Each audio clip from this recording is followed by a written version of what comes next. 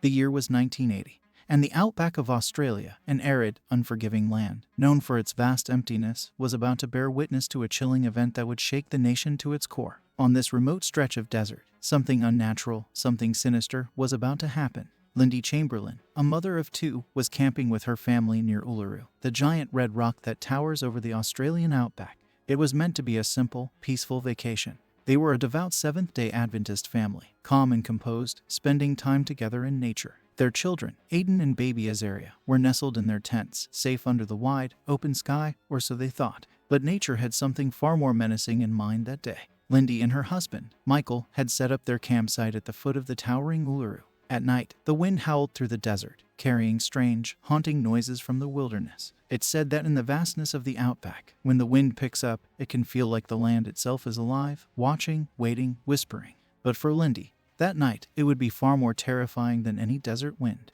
Around 8 p.m., Lindy heard the sound of her baby crying, muffled by the canvas walls of the tent. She had been inside with Azaria, trying to settle the baby to sleep. Suddenly, a low growl broke through the stillness of the desert. It was unlike any animal Lindy had heard before, deep, guttural, and ominous. Instinctively, she rushed to her daughter. When she unzipped the tent, she was greeted by the shocking sight of a wild dingo's eyes staring at her from the darkness. The dingo was massive. Its fur bristled. Its teeth gleamed white in the moonlight as it crept closer, its shadow swallowing the tent. Lindy screamed, and in an instant, the dingo lunged. She grabbed at the baby, but it was too late. Azaria had been snatched, dragged out of her reach, and disappeared into the unforgiving desert night. Lindy's scream echoed across the stillness. "The dingo's got my baby," she cried out, but it was already too late. The eerie howl of the dingo seemed to carry across the barren landscape, merging with the whispering winds as if the desert itself had claimed Azaria.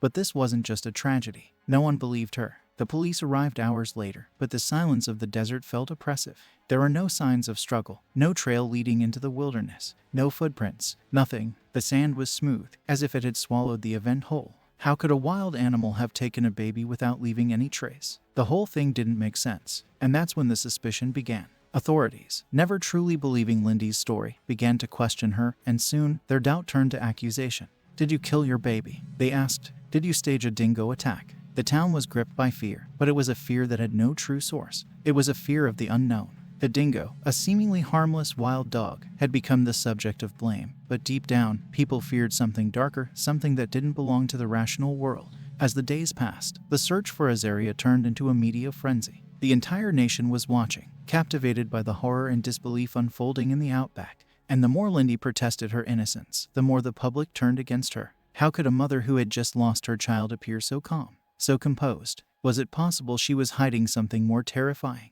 Months passed. No trace of Azaria's body, no evidence of a dingo attack. But then, the piece of clothing was discovered, bloody, torn, and stained with the unmistakable scent of death. It was a fragment of Azaria's jacket, found at the base of Uluru. It was proof that something had happened, but it only deepened the mystery. Was it a dingo, or something else? It wasn't long before the police started to build their case against Lindy. They claimed she had murdered her daughter, that she had disposed of the body and staged the whole thing to look like a dingo attack. But Lindy's conviction was based on a single, horrifying flaw: there was no body. How could anyone prove murder if no one knew where the baby's body had gone? It was a puzzle, a terrifying riddle, and it seemed like there was no way to solve it. Years passed, and the investigation grew colder. But the whispers in the desert did not fade. Some believed Lindy was guilty, that the dingo attack was a cover for a horrific act. Others, however, couldn't shake the feeling that something was lurking in the shadows, something that had claimed Azaria, and maybe even the truth. The rumors only grew, fed by fear and a deep unease that no one could put into words. If you are liking this video, please subscribe.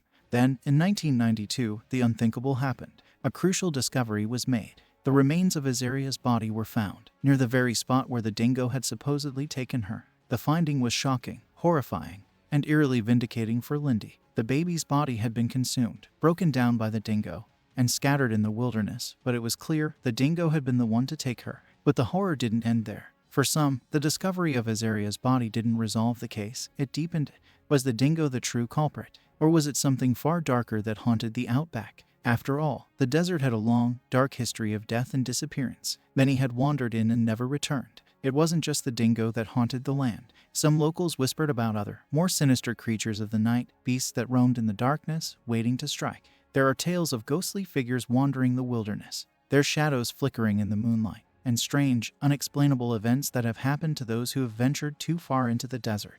Some believe that the land itself is cursed, haunted by spirits of the lost, and that Azaria's disappearance was no mere accident.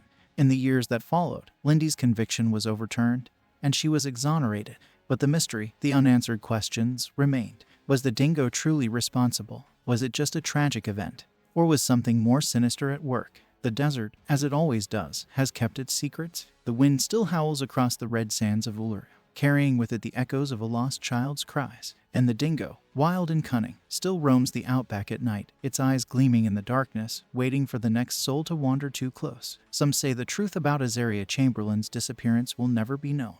But one thing is certain, the haunting presence of the outback, and the terror that came with it, will never be forgotten. For some, the desert isn't just a place, it's a living, breathing entity, and those who trespass on its ground may never leave it. No matter how far you run, no matter how much you try to escape, the whispers of the lost will always follow you.